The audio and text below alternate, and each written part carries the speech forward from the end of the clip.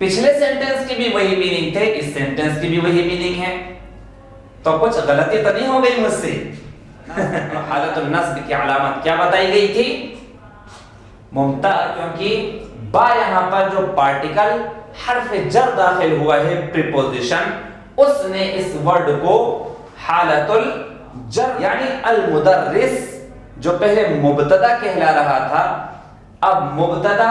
लेकिन अगर आपसे कहा जाए कि जय्यदन यहाँ पर किस हालत में है, तो हमें लगता है यहाँ पर हम हिम इज गुड के बजाय ही इज गुड का इस्तेमाल करेंगे, क्योंकि ये एक अलबत्ता यहाँ पर हम हिम इज गुड के बजाय ही इज गुड का इस्तेमाल करेंगे, क्योंकि ये एक सब्जेक्ट। अस्सलाम वालेकुम माय डियर वंस, मैं आपका उस्ताद Rehan Nadvi and you are watching our channel Shaheen online.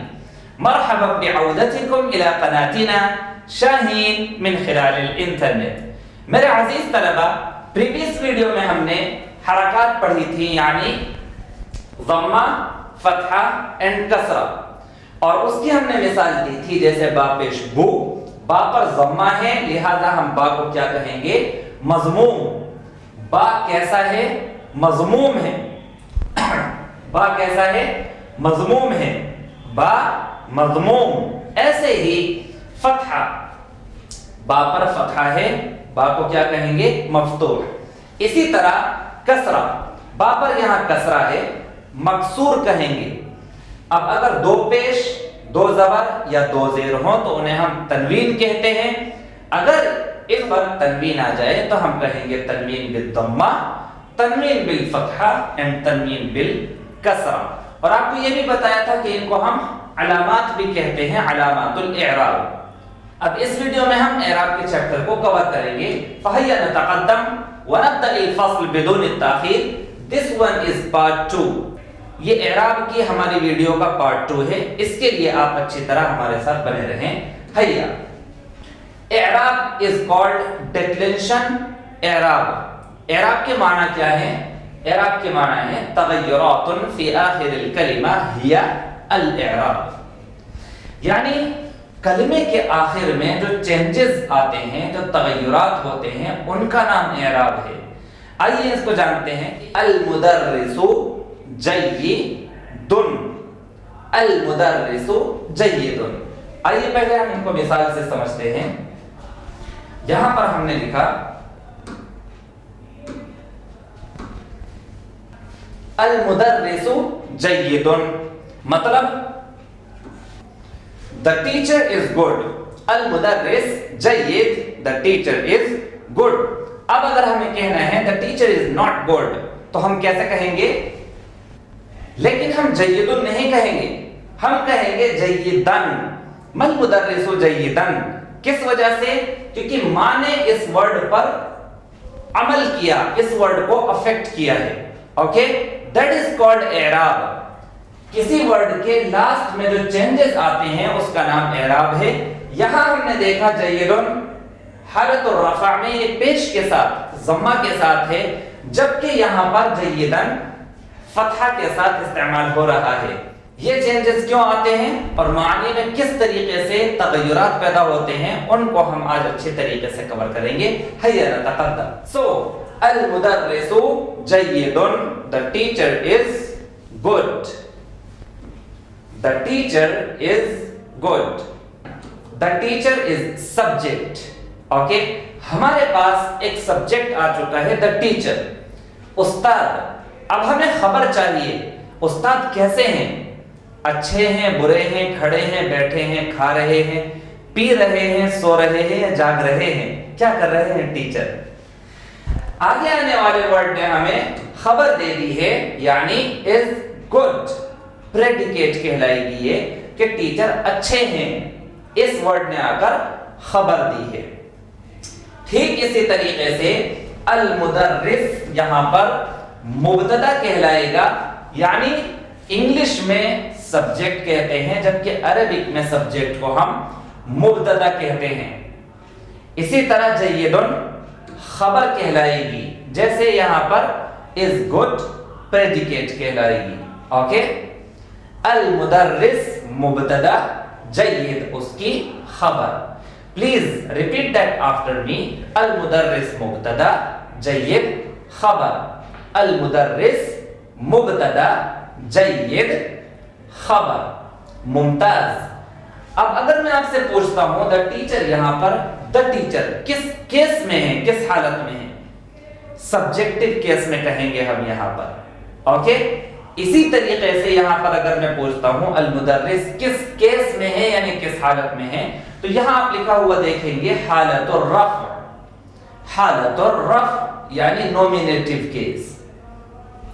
Nominative case यानी हालतुर रफ़ा क्या होता है, इसको आइए अच्छे तरीके से समझते हैं। जैसे हम यहां पर the teacher is good, the teacher के बजाय अगर हमें प्रोनाउन यानी ज़मीर इस्तेमाल करनी हो तो यहां पर हम हिम इज गुड कह सकते हैं क्या? आइए देखते हैं। हिम इज गुड, वो अच्छे हैं। Is this correct? Not at all, बिल्कुल भी नहीं। क्यों? क्योंकि this one is objective pronoun. Him एक ऑब्जेक्टिव प्रोनाउन है यानी जिस पर किसी काम का अमल हो रहा हो। जैसे आई टीच, मैं पढ़ाता हूं, हिम उसको, टीचिंग का अमल उस शख्स पर हो रहा है। मफहूम?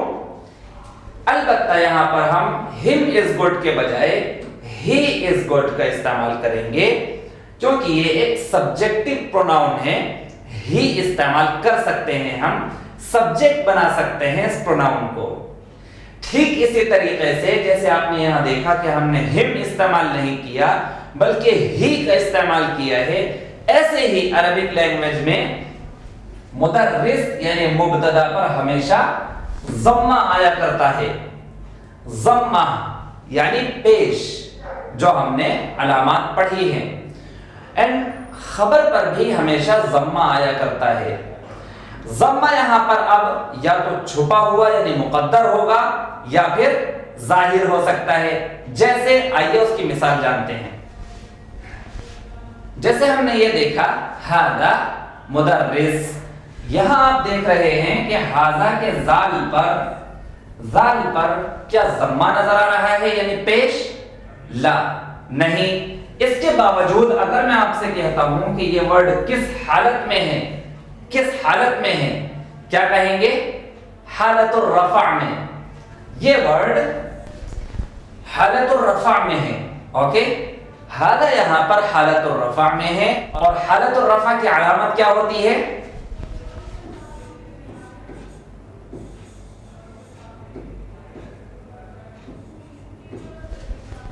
ज़म्मा। ओके, हालतुर रफ़ा की अलामत ज़म्मा हुआ करती है। और ये हालतुर रफ़ा में क्यों है? अगर ये सवाल किया जाए कि ये हालतुर रफ़ा में क्यों इस्तेमाल कर रहे हैं हम इसको, तो जवाब दिया जाएगा कि ये मुब्तदा यानी सब्जेक्ट वाक़े हो रहा है। ओके, ये मुब्तदा यानी सब्जेक्ट वाक़े हो रहा है, इस वजह से ये वर्ड हालतुर रफ़ा में है। और मुब्तदा हमेशा हालतुर रफ़ा में हुआ करता है। हालतुर रफ़ा की अलामत हमेशा ज़म्मा होती है, चाहे वो दिख रही हो यानी ज़म्मा जाहिर हो, पेश नजर आ रहा हो, चाहे नजर ना आ रहा हो। ऐसे ही मुदर्रिस यहां पर खबर है और ये किस हालत में है? ये भी हालतुर रफ़ा में है।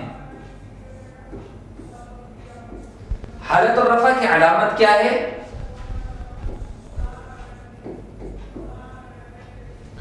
हालतुर रफ़ा की अलामत ज़म्मा ज़ाहिरा है। वहां पर ज़म्मा मुक़द्दर है, छुपा हुआ है।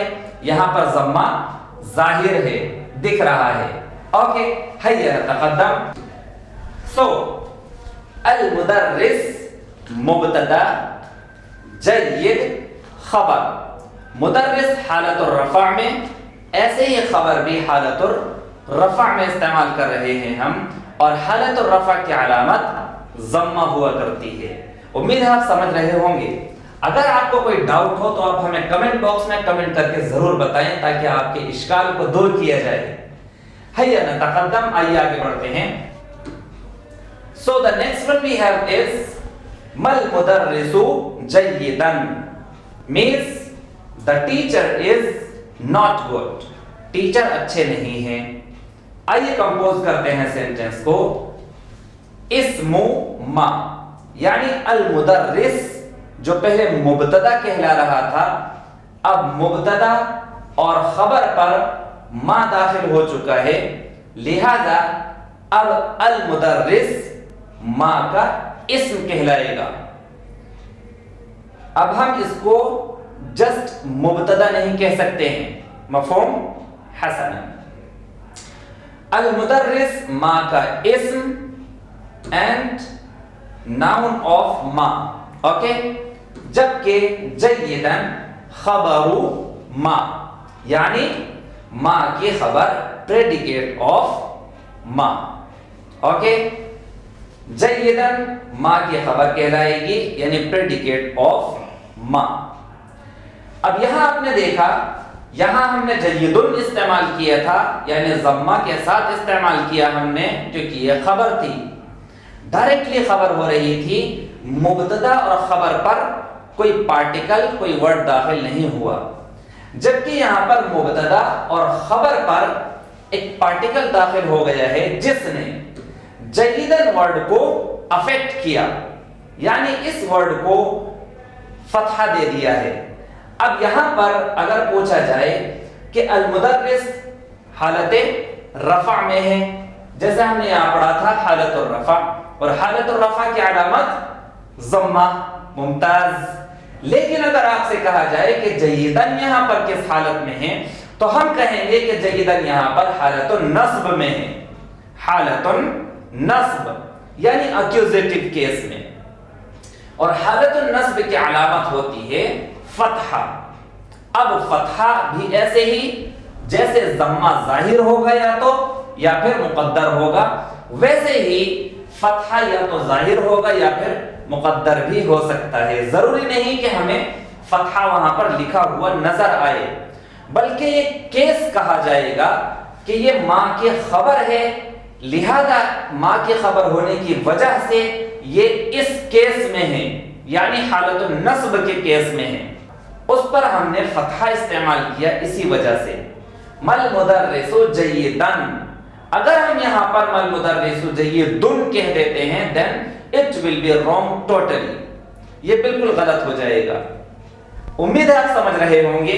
اگر آپ اچھی طرح سمجھ پا رہے ہیں تو آپ کمنٹ باکس میں کمنٹ کر کے ضرور بتائیں, اور اگر آپ کو کوئی ڈاؤٹ ہے تو آپ ہمیں کمنٹ باکس میں کمنٹ کریں. حیا نتقدم, آئیے آگے بڑھتے ہیں. اسی طریقے سے مل مدرس بجیدن, okay, meaning the teacher is not good.